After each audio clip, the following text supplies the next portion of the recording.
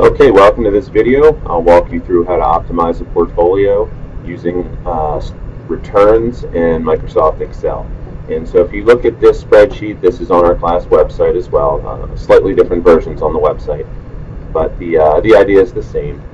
What I have here are different asset classes, so small cap growth, small cap value, large value, and so on. What you see below are monthly returns. So if you look, January 2009, this is telling me the return for the small cap growth index was 2.5%. February 09, the return was minus 5%. And this goes all the way down till the end of 2013. So first thing to note here, we took prices and converted to returns. If you skip that step, you're going to have some weird results here in the end. So we have a series of returns. We want to understand, on average, for our small cap stocks, what was the typical monthly return. And so if I look at that formula here, all I'm coding is equals average, and then I'm highlighting the series of returns above. That's pretty straightforward. For standard deviation, equals STDEV, and I highlight the series of observations above. So now we have some information here. If I want to drag formulas over, you can watch my cursor here, a fat plus sign. If I come all the way down to the bottom right, I get a skinny plus sign.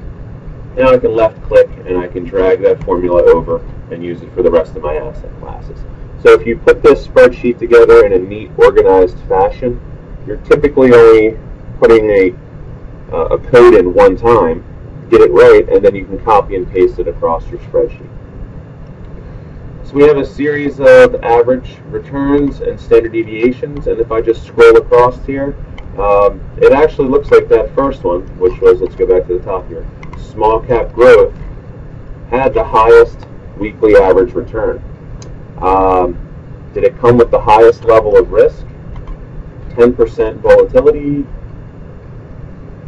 Well, no. It actually looks like this other one here, international stocks, returned about the same amount, 3.2 versus 3.2, but the international stocks returned it with 13% volatility, whereas small cap returned it with 10, and that's just in this particular data set. Okay, so we have some monthly data here. In practice, when we talk about return and risk, we talk about it under annual terms, not under weekly or monthly. So what I want to do is take my monthly statistics here and convert to annual statistics. For your projects, you're going to be working with weekly data and converting it to annual data. And so you'll see in the cells, before I click on these, there's little red arrows. Those are alerting you that I've got comments for those cells. So let's do an annualized return. We want to take a monthly return of 3, convert it to an annual return. It looks like the answer is going to be 46% annually. Let's click on that formula here. You can look up top here. 1 plus cell B65. Well, that's my monthly return. Raised to the 12th power, right? It's monthly data, so we raise it to the 12th. And then minus 1. All right. The comment here is if you're working off weekly data, you're going to raise to the 52nd power. We have 52 weeks in the year, 12 months in the year. So just depending on the data set you're working with, you're going to be using 12 or 52. If we go to the next one, standard deviation. Monthly standard deviation was 10. We want to move to annual. We can see the answer is 34%. How do we get there? Well, it's going to equal B66, which is our monthly standard deviation, times the square root of 12. We're using 12 because we're working with monthly data. We look at the comment. If we're using weekly data, we would take the square root of 52. All right, and again, I take those formulas and I drag it across to all my other asset classes. So here's what we have. Starting to build our model, we have some inputs: annualized return, annualized standard deviation. Your numbers in your projects will look different than what you see on the screen. You may have a stock or two that's a complete anomaly. Maybe it just had a fantastic or horrible performance over the period in which we're analyzing. And that can throw a curveball, right? And that can create problems with using historic data to build models. One solution, right, rather than calculating returns based off of historic data, you could calculate an expected return using something like the capital asset pricing model, CAPM, where you just take the risk-free rate plus beta times the market risk premium. Right? And we could calculate betas off of this data here as well. So that could be one solution to dealing with a set of securities that had really extreme performance in one direction or the other over the history that we're analyzing. My advice to you is, if you're going to use CAPM to calculate your expected returns, do it for all your stocks. You don't want to just do it for one or two. You want to use it for everything. All right, our next step here is to understand the relationship between all of these returns. In other words, when mid-cap stocks go up, do mid-cap value stocks go up? And so we're going to use the correlation tool, which is up top here under data.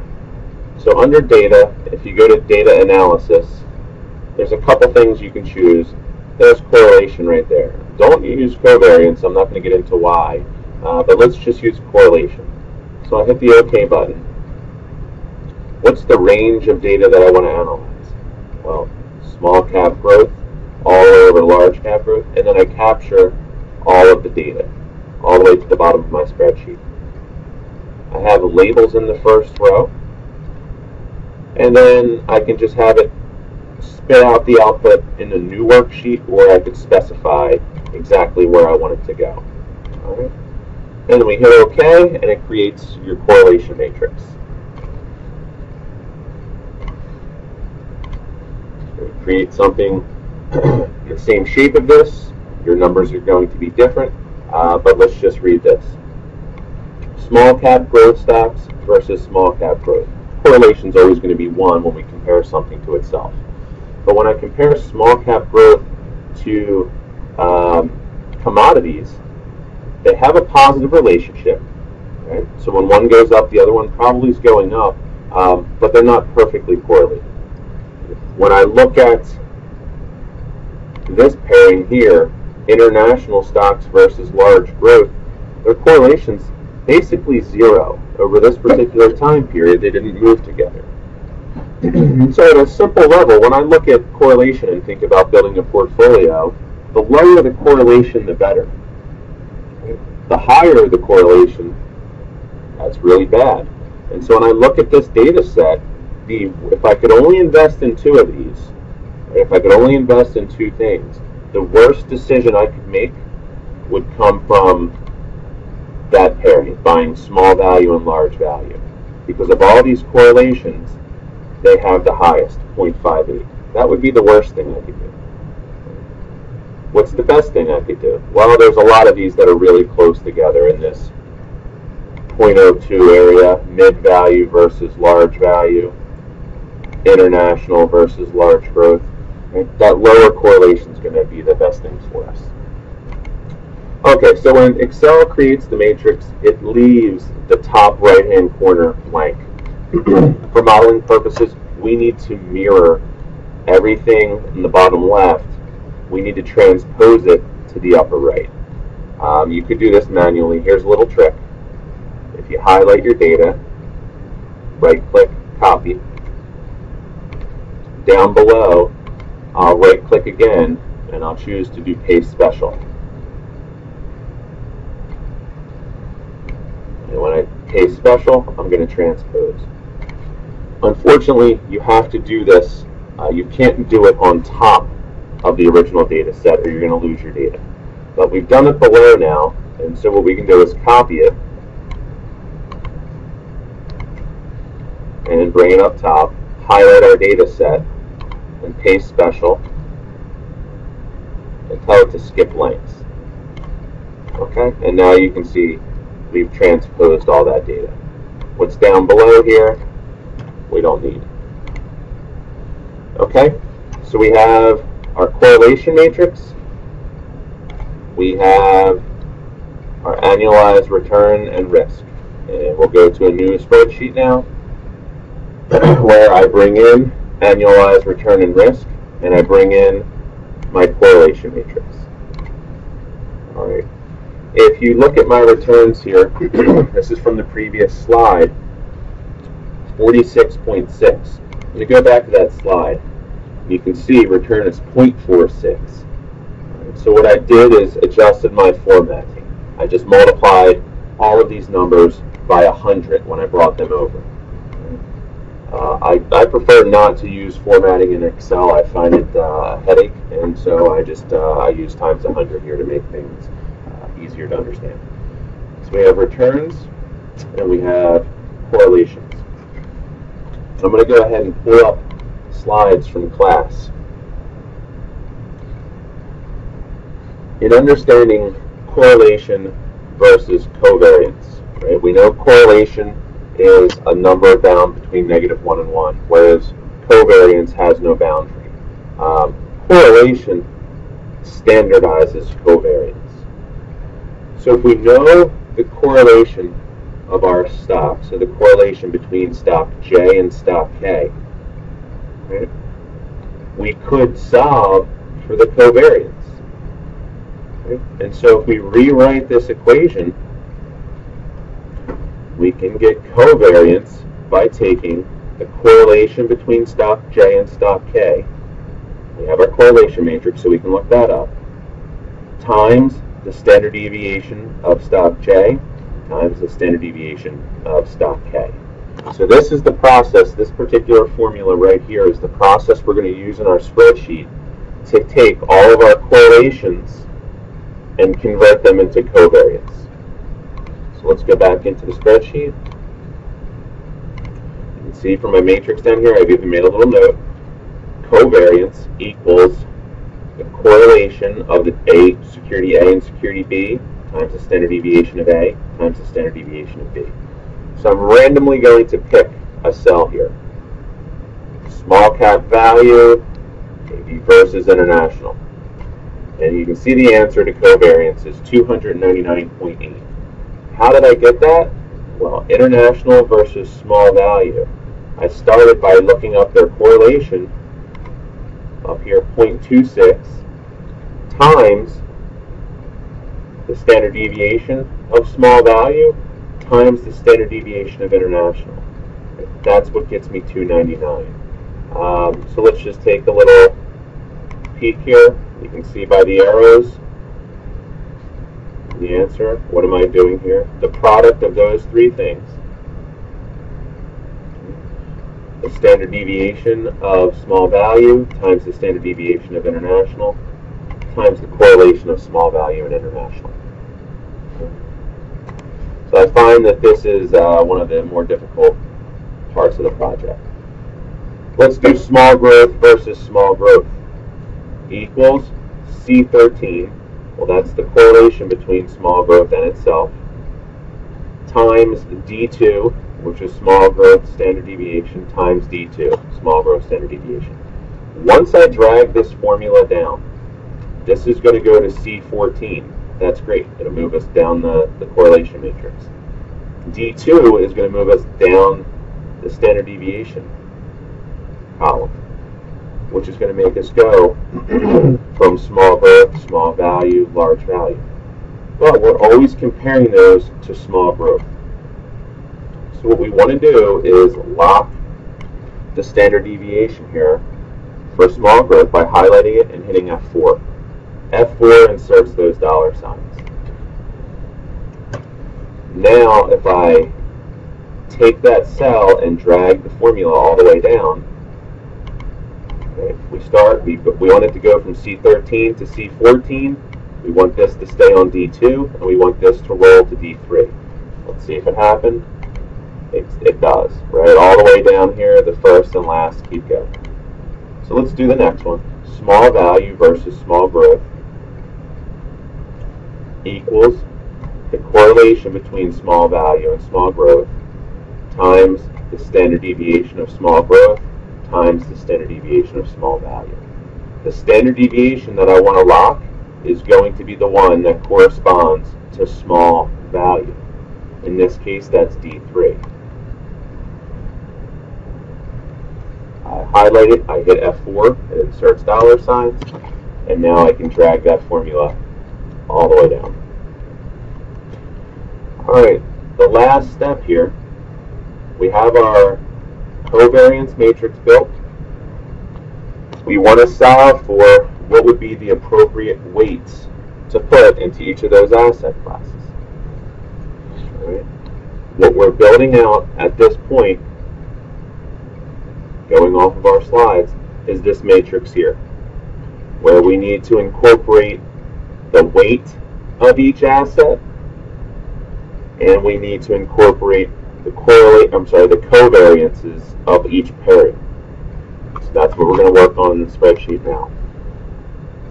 So to get started, I have 8 securities. I just went ahead and put in here, let's imagine I put 1/8 of my money in each. Right, this would be assuming we have an equal weighted portfolio. And so if I put 1/8 of my money in each, let's just double check to make sure that that sums to 100, or 1 in this case. That's an important cell, right? If for some reason I only put 10%, it wouldn't sum to 1. I wouldn't be fully invested. So I'm going to start by being fully invested. Sums to 1. The formula has weights squared, and so the long way of dealing with this is how I'm approaching it here. I have weights here, and then I have a reflection of weights up top here. If you look in any of these cells up top, it's a reflection. So look at the formula, equals B36, which is this cell over here. So whatever I type here, let's say I type 0.2 and hit enter, it gets reflected over here. Whatever I type here, say I do 0.1 for small value, that's going to get reflected over here. So this row is a reflection of what gets entered down here. Let's reset this to equal weightings. So if we want to know, at the end of the day, a portfolio that looks like this, an equally weighted portfolio, we want to know a couple of statistics. What's the variance on that portfolio? What's the standard deviation? What's the return? And finally, what's the Sharpe ratio, the risk-adjusted returns? The answer to risk is weight squared times covariance. Right? That's what all of these cells are giving us. Then if we just go ahead and add all those up, that's our variance. And so the bottom of each of these columns, 57, 44, these are sums. And then ultimately I just take this row here, add it all together, there's my variance. That's how we solve for risk for a large portfolio of securities. So let's just jump in real quick. Let's do small cap growth. Let's actually do value first. Small cap value versus small cap growth. What's the formula? B36 times D35. That's weight times weight. Weight times weight. Times D24, that's covariance. Excuse me, covariance up top. So when I drag this formula down, I want it to go from D24 to D25. And I want it to go from B36 to B37. But D35, the weight of small value, I need that to remain constant. So I'll highlight that and lock it.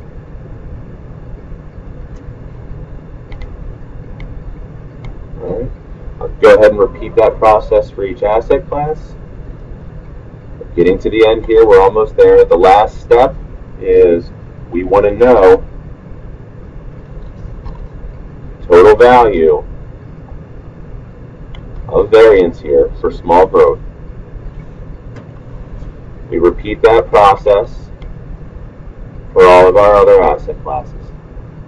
And lastly, we add this all together. That's portfolio variance. Okay, that's it. We're just about done. To move from variance to standard deviation, we just take the square root. So you can see I'm just doing cell C46. I could have done square root, or I'm just raising it to the 0.5 power. It does the same thing. So now I know for this 8-stock portfolio, if I equal weight it, the resulting level of risk is 18%. Let's go up top here. Look at each security by itself. No individual security by itself has risk as low as 18%. Here's the benefit of diversification. Because these securities are not all positive 1 correlation, it makes sense to bring them into the portfolio together. Right? Because their returns are moving in different directions over time, right? Correlation's not 1. They might all be high risk by themselves, but in the same portfolio, we can lower risk. So here's a question, and I'll ask in the project. What weighting scheme would I use to get risk as low as possible? I'm not suggesting you invest this way, but this is a way of testing your model. So what weighting scheme would I use to get risk as low as possible? I could sit here and I could keep changing weights. Well, if that took it down to 16,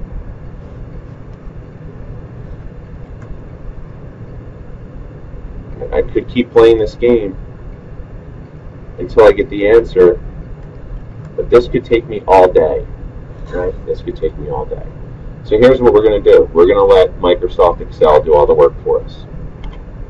We want to tell it that this cell right here, our objective is to take this cell and make it as small as possible by changing these numbers. And Excel will do this thousands of times until it finds a solution. Right, so make this cell as small as possible by changing the weights. And we're going to give it one rule, and that rule is that the weights must equal 1. We want to be fully invested. So I'll come up top here to data. This time we're going to use the solver button. Right, we want to solve here. Our objective cell, let's set the objective, is risk or standard deviation. What do we want to do? We want to minimize that by changing cells. So I'm clicking here. I want to change all those weights. All right. Lastly, let's add a constraint. And that constraint is that this cell must equal 1. All right, we want those weights to sum to 1. So I'll hit add. I'll close that. So let's just review here. The objective is cell C47, which is standard deviation. Make it as small as possible by changing our weights. There's a constraint that everything must equal 1. All right, our total weights must equal 1. What else is happening here? Make unconstrained variables non-negative. So what we're saying here is, do we want all those weights to be positive? That would be a non-negative, right? Do we want them to be positive? Well, no. If we want to allow short selling, we're going to need to have negative positions. So I'm going to uncheck that, right? If I want to allow short selling, I want some of these to possibly go negative. All right, I'm just going to hit the solve button here, and it's going to run a few thousand iterations. That was pretty quick. Hit OK. There's my weighting scheme. You can see negative weights. It's telling me to short small cap growth, take a 3% short position in small growth, take a 2% short position in small value. It really wants me loading up on large value. You can see all my weights equal 1. And through this weighting scheme, I can reduce risk to 16.6%. Right? That's the lowest I can get my level of risk by working with these 8 securities and forcing myself to be fully invested. All right, let's solve for a couple more things. I'm going to go ahead and reset this to an equal weighted portfolio. See, risk came back up to 18%. So what would be the return on this portfolio? If you look at that formula, it looks really long and intimidating, but it's not. It's this. The product of 2 things plus the product of 2 things plus the product of 2 things. And that just keeps repeating itself. So what is it the product of? It's this weight in small cap growth times the return on small cap growth, plus this weight in small cap value times the return on small cap value. And you just keep working your way through. So there's my weight, my return for growth, small growth, is up here. So that really long formula is just taking the weight of each asset times its return, plus the weight of the next asset times its return. Last one here, our Sharpe ratio. We're going to assume a risk-free rate of 2%. So the return on the portfolio minus the risk-free rate. So the return on this portfolio is cell C48, we just saw for that, 36, divided by the standard deviation of this portfolio, which we saw for C47. So in class we talked about this. We want to weight our portfolio in such a way that we get the most return per unit of risk. We want to maximize that reward to variability ratio. In other words, we want the maximum Sharpe. So let's run that solver function again. What's my objective cell this time? Sharpe ratio. Do I want to make a small Sharpe? No, I want to maximize it. All right, so right now, we get, as an equal weighted portfolio, we get 1.8% of return for every unit of risk that we take. Let's see if we can do better than that. Solve. There we go. The best we can do is get 2 units of return for every unit of risk. How do we accomplish that? Through this weighting scheme over here. Right? You can see it's different than the one in our previous calculation. The only short we have right now is small cap value. We get 2.03 in return for every unit of risk. What if you work at a firm where it's not possible to short sell stock? Well, let's solve again, and we're just going to check that box. Make my variables non-negative. Alright, so it took that short out and it spread somewhere else. I wasn't paying attention, but it pushed that extra weighting to one of your other securities. So I hope this video is helpful. There's a lot of detail here. Going through this exercise really solidifies all the calculations that you want to be comfortable with, how to solve for standard deviation, moving from correlation to covariance, and ultimately solving for that highest possible Sharpe ratio.